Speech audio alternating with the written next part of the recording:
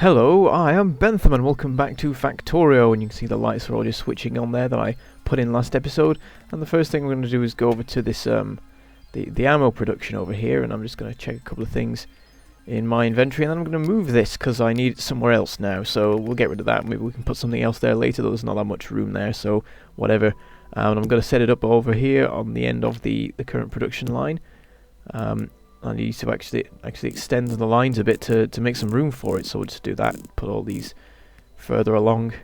The conveyor belt line continually grows as we add more and more things. And I'm going to need steel and copper because this is the ammo production we're setting up again. So I just need to do the same thing as before. Get those connected up, and there they go. Put an assembler in, tell it what it's doing, and we put in the efficiency modules. Put down some power, nice big substation so we can power a couple of other things around the place, and go into a chest. And then here's the reason that I've moved it. I'm putting this onto a line, and then I'm putting a line of 3 new assemblers here, and they're going to make defender robots, like the combat robots, defender drones, whatever they're called, I don't know.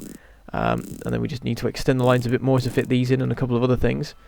And this is basically to help with defense and things like that, and the reason that there's 3 of them will become clear in a moment. So I'm just setting up all of the conveyor belts for this, and then getting some more power supply up just to extend it a bit, make sure there's enough room. And then we're going to get another couple of assemblers and set them up as well. And once I've moved them, because I realised I put them in the wrong place, we're going to assign them, and these ones will be making... Okay, I'm going to put the conveyor belts in, not the conveyor belts, the inserters in first. But what these assemblers will be doing is making distractor robots. Of course, they use defender robots, plus a couple of other things. Actually, I think it's only one other thing, which is what is it actually? Yes, it's advanced circuits. So it uses advanced circuits and defender drones to make distractor drones. And then later on, once we have the technology, we're going to be setting up an assembler for destroyer drones, which will be made of the distractor drones, of course. And basically, the entire purpose of this system that I'm setting up right now is to make destroyer drones once the time comes, and so on. And I just moved the assembler for ammo anyway, because it was a good time to do it before it got sort of too buried. Well, no, that doesn't make any sense. I just decided to move it then and get that all set up, even though I don't have destroyer drones yet, because of course it's an alien technology, and I'll be getting it soon enough, but not yet, of course. So with that set up, it's time to move on to the next thing, and I'm thinking cannon shells, and for that I need to go and like set up explosive production. But while I'm on my way there, efficiency modules level 3 is completed, and we move on to speed modules level 3. And the thing is, I only have a tiny amount of alien artifact to supply that, so of course we need to go and get some more. So I hop in the tank, of course, and I make my way down to a couple of little bases down in the south. And don't worry about not being able to see anything, because in the moment the sun starts to rise, so you don't miss very much. So there's a lot of nice single bases over here, single spawner bases, so I can just run in and take these out easily enough, hop out and grab the alien artifacts, and then I can move on to the next one. So we'll sort of crash through the forest here. I'm trying to avoid the trees because I don't want to cause too much destruction, and of course it does still damage the tank, even if it's only a little bit. And then there's one over here as well, take that out. Easy as pie, just have to run along and blow all these up one by one. And I don't even know if I need the tank really, because I have a machine gun of my own. And then there's a final one over here that I'm going to take out, and I deal with the biters first. And then it spawns a big biter, so I try and take this out, and it turns out they're a lot more powerful than I thought they were relative to the tank. And I am taking him out, but it's using up a lot of my ammo, and it's a very relentless biter, so I'll run in and blow up the spawner before it can make any more, but it still makes 3 of them before I can actually get away. And so now I just have to run back to the base and hope that my defensive turrets can deal with it. So we make our way over here. Eventually they get distracted by one of the turrets and run off and shoot that. And they get taken out, and the turret takes a bit of damage, but the construction robots deal with it very nicely. For some reason, none of them came to repair the tank, but there is a drone with low power that's slowly making its way back to the roboport there. So I guess that it was his job and he messed up. So I've resupplied the tank, and I've got some more alien artifacts so I can stick them in, but it's not as many as I wanted. I wanted to get the ones from that last base as well, so we're going to have to do something about that. We need to go back and get that, but what I also need to do is make some preparations for more events like this, because now apparently we can get the big biters. They've started spawning. It may just be because it may have been in retaliation to the sudden destruction of various biter nests that I'd caused, and it may be that it like drops back down. I seem to remember reading something on the not the forums, on the wiki, about how it works, and it like there was a sudden boost in like the rate of big biters if you cause a lot of destruction. So maybe it'll go back down again, but we need to prepare for more biter attacks, and for that we need some gun defenses, because it's clear that the tank it can take the hits for a good while, so that's all right. But it looks like it doesn't have enough firepower to deal with the big biters properly. I guess the cannon will probably be all right for that, but do you want to be using the cannon on the big biters? Because really, it's for like the spawners and things like that. So anyway, I've set up this place for the tank to park in. It's got a big gate that it can fly through, and there's a chest here, and what the chest will do is resupply it. So I'm just filling it up now, and it's going to have enough coal and enough ammo for 2 tanks. And then once those are set up, I decide that we're going to upgrade it a bit. We're going to make them into requester chests, so they're going to actually be supplied by the logistics robots, so I don't have to do it myself. One of them is requesting coal, though, and at the moment we don't have a provider chest for coal, but whatever. So you can see I encased this this radar outpost in inside the wall. Part of the reason was because I wanted there to be some guns alongside the path that the tank would be taking as it ran in, to help deal with the biters. And I thought I might as well do it where this radar outpost is to protect it. And I've also decided to actually connect the outpost up to the power grid, because it seems like a good idea, and it'll be better for us, because it means it runs all the time, including the middle of the night, when usually the radar outpost would be off. And it means that in the square of 2x2 that we have of radars at the moment, there is actually only one that is not connected to the grid now. We might just do that anyway, so that we have a nice solid square of vision around the base. But anyway, I've finished with that now, and that's all set up ready for next time I decide to go killing biters. I just did a bit of tweaking on the Defender robot production there. Well, not really tweaking, I just added a conveyor belt that I'd missed, and then I was about to go and deal with the iron problem, but it's gone, and now there's a copper problem, and I'm not really sure what's happened there, but I suppose we'll go over and investigate. And I checked the furnaces, and they're all running, and the mining drills are all running, and it looks like there's simply not enough copper ore to be mined and supplied all of a sudden, which is a problem. So what I have to do is go and build a new outpost, I suppose. So I decide to of course what we need for that is a second train, so we can finally make use of this train that's been sat in here forever, that was used to like measure distances when I was first setting up this system. So I'm setting up the unloading area here with the chests and the inserters. I need a bunch of blue belts for it all, because the thing about this is it's all going to be running at full pelt all the time. So I'm just sort of setting this up, and this is going to be supplying copper.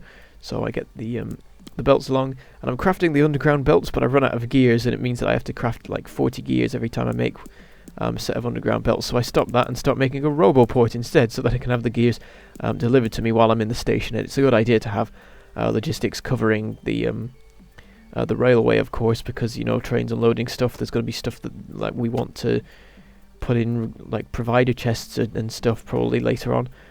So anyway, I've hopped in this train here because I've realised it's in the wrong place, and I've sort of set things up a bit wrong, because I have a sort of a grand plan for this system. You can see there's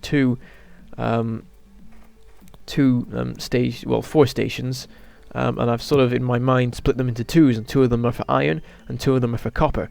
So I switch that one's name from copper 1 to iron 2 and make this one copper 1, and then carry on setting things up. So I've sort of ended up setting up the system for iron 2 without really needing to yet, but it'll come in useful later, I'm sure.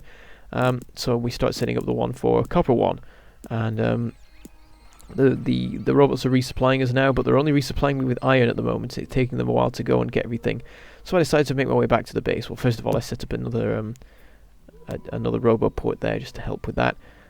Get it connected up to the power and put a light on and stuff, and I also plonk a couple of other lights around the place. And then I make my way back to the base, because I need the robots to like be nearer to be able to deliver me stuff, because it takes them a million years to actually get to me. And what I do is I get a bunch more logistics bots and just release them into the place. So we now have 100 of them working on resupplying me, which should help with that. You can see they very quickly get all the supplies done with me standing right next to the chests. And then I start making a bunch more underground belts, so that they can, because I know I'm going to be making them anyway, might as well make them now so they can resupply me with the gears. The only thing is that the gear chest has actually run out. It turns out the limit I put on it is too high, so I give it a bit more capacity for gears, but it's still taking ages for them to resupply me, so I just grab it off the line in the end. And once I'm up to 2 stacks, I can make my way back over to the railway and carry on with the work I was doing. So I've got some more underground belts now, and I can connect stuff up with that. And then I realised that I need to do some tweaking here as well, because this line is supposed to be for the copper. The thing is, I'm not really sure I'm going to fit iron 2 in once I actually have to do it, because the way it's worked out is there's not really any room. So I suppose we'll deal with that when the time comes. And in the meantime, let's put some power generation in and carry on with the work on this. So all of the stuff's set up on this end now. What I need to do is make my way down to the other end and actually set up the other station and things like that. And it's going to be coming off this loop here, so I start setting this up, having the turning this sort of dead end loop thing into an actual junction. Start extending this along, but then halfway through I realised that this is going to be a really minor system, because this is going towards the lake here, the giant lake that's basically a sea. And so there's not really any point in having like a proper branch going off to it, because we're not going to be going this way with any train other than this particular copper train. So what I decided to do instead is set up a one-way system. Well, you can call it a one-way system. It's just a one-track system where the train goes both ways.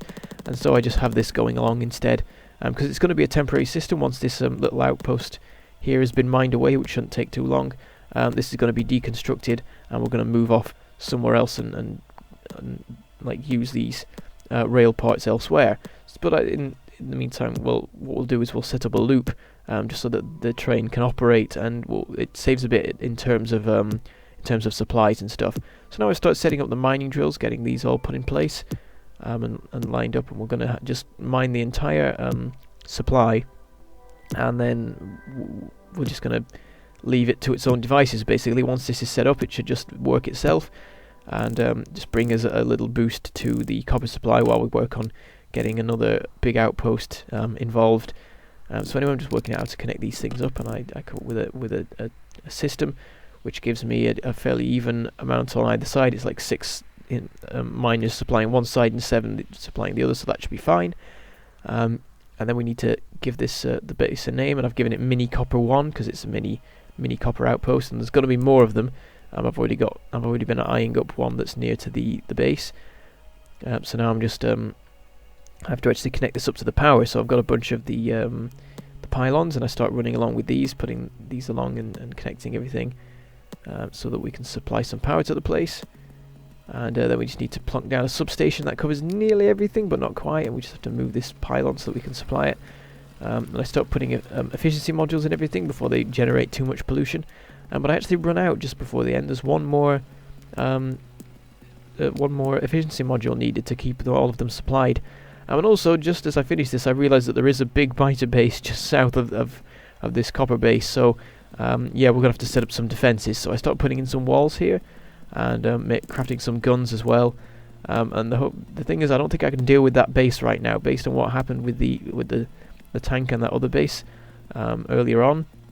It's quite clear that we're going to have some trouble dealing with a large base of that size, of more than one spawner, really, now that they started to produce the big biters. And also, I actually spotted some spitters amongst those amongst the aliens that were there, and I need to show you those at some point, because I haven't done a video on that yet, and I haven't done a video on multiplayer either. But there is something in the pipeline. At some point in the future, there should be a multiplayer video coming up. In the meantime, you can watch Railworld because it's nice and awesome and stuff. And yeah, so I've gone back home and I found out that some of the trains have run out of power, and I suddenly remember that coal resupplying is the thing that I'm supposed to be doing in this. Because even though I phased out a lot of the stuff that uses coal, there's still some left. So you see that the logistics bots are just going crazy trying to supply me with iron here, so I just stand around and let them resupply me. And then it's time to go off and grab a ton of coal. You can see that all of the steel furnaces over there have shut down because they've run out, which is no good, because we're trying to get rid of this last bit of iron, and it's all built up and stopped now. One of them has run out, so I just deconstruct that. It means we've got 4 of them left, so that's good, because we have 4 furnaces, so it balances out nicely. So I resupply all of those, and then put some extra stuff in the chest there, resupply the chest for the oil train, and then I can make my way back down to the central station over here and get some proper resupplying done on this, because this one's just running off wood now. So I just put some coal in that chest for now. And the thing is, the reason that I'd let it all run down was because I had a plan for coal loading, but I didn't have time to implement it yet, and I still haven't. That chest that I put in is a temporary feature, and I think next episode I will finally put that in. There was a lot of stuff that I had planned for this episode. I'd put like a to-do list up, like on a Word document with a couple of things I needed to get done, and I only got like half of them done, if that. So yeah. Also, we just got some science done. We got speed modules level 3 research, so now we have all the module research done. And what I now work on is military 4, because it's become clear to me that we're going to need a bit more power to deal with the aliens that we're encountering here. So hopefully, with the help of military 2, military 4, we'll be able to combat them a bit better, because we'll then have the more powerful combat shotgun ammo, which I like. And I prefer to use to the machine gun ammo. So anyway, we've made our way back over to the base here. We got the train to take us over to check that it all worked, and we've connected all this up. And we also have an efficiency module that we can plonk into that miner and get that all going. So you can see it's all being loaded nicely. It gets nearly half full before the train sets off again, and we make our way back over to the base where it starts to get unloaded. And now what we need to do is actually complete this system. So it's run along to into the smelting area, but I need to actually get it to where it needs to go, which is of course the copper furnaces. So I just connect this up here. Now at the moment the system's slightly awkward because I'm sort of merging this supply with another supply. What's supposed to happen is all of the copper is supposed to come from the rails from the station, but at the moment we can't manage that yet, so we're going to have to just do it this way. So anyway, I hop on board the iron train again because I need to go and check up on that. Now that we've got the copper system running again, it's time to go over and add to the iron one as well, because even though there didn't seem to be any problem with the iron one when I left, now that I've upgraded the copper, I imagine that will once again be a thing. So I'm just working out how to do things here, because the thing is, this loading system is running at full capacity basically. So obviously, in order to increase the loading rate, we need to have another loading system, and I'm about to put it on the other side and have a double speed loading for the carriage, but then I decide that I'm going to go the whole hog and have a new carriage. So I start setting up the stuff for this, and when I added the new carriage on, it stopped the train, because whenever you add something new to a train, it stops what it's doing, because it's like, why has this been added? What am I supposed to do with this? So while it's stopped, I can do some quick experimenting and work out how to get this loaded properly. And what I do is I get 2 separate blue belts leading to each of the carriage loading systems, and then I've told it to set off, so off it goes. And then it's time to add in some new miners, of course, because the system that we had was enough capacity for the miners that we had, and the reason that I added on the extra loading was so that we had capacity to have the base use a few more mining drills. When I say a few, I mean another row. And with the way this outpost works out, another row is a lot. So we get those set up, but before I can actually connect them up and get them supplying, I need to go back to the base, because we don't have any more efficiency modules still. I only got 3 of them, like when I went to resupply the copper outpost, and the reason for that was that I deconstructed that mining drill that had finished over in the old iron supply. That was where that came from. So we actually need to go. Oops, sorry. We actually have to go and get some more efficiency modules from the base, so that we can resupply a large number of assemblers like that. The thing is, the base is shut down, and the reason for that is that we've run out of alien artifacts. So the science has ground to a halt, which has basically ground everything to a halt, because also the module production is finished. So what I decide to do is jumpstart the system by grabbing a bunch of modules out of it, so that it has something to do while I'm working on the iron over here. I suppose I don't really need to work on the iron, seeing as the system shut down. And what we definitely need to do at the start of next episode is run off and grab some more alien artifacts, because the system's shut down. We need to keep it running. That's the whole point of this. So anyway, I wait for the train to turn up. You can see that the unloading system's already working well. It's all supplying nicely, but I need to increase the actual the supply of iron a bit. So we make our way back, and all I need to do is run along and put the efficiency modules into everything, which uses up more than half of them. So I'm going to have to go and grab some more again in a minute. And then I connect these all up to the power grid, and then get the conveyor belt going around. The thing is, it's probably going to be a bit of a problem with the conveyor belt, with how many are loading onto one side of it. but it still boosts the iron supply nicely, and I think we're just going to leave it at that for now. We'll work on it later on. So anyway, that's the end for now, and I shall say goodbye. Thank you for watching, and I shall see you next time.